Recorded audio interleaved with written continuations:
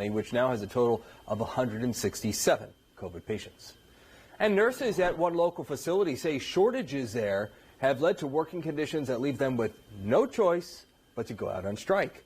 Members of the nursing as well as the service and maintenance staffs filed their 10-day strike notice today against St. Vincent's Behavioral Health in Westport. Nurses say mandatory overtime has become the norm when it should be used only in emergencies. I think there need to be safeguards and a framework so that mandatory overtime is always minimized. I understand that I have a duty. I'm here because I care, and sometimes that means you're not going to be able to go home. That's true, but that should absolutely be at a minimum. The vast majority of the time, I ought to know my schedule. Hartford Healthcare says its latest offer contains raises as well as operation changes requested by the unions. Union leaders set to meet with administrators from the facility tomorrow. In other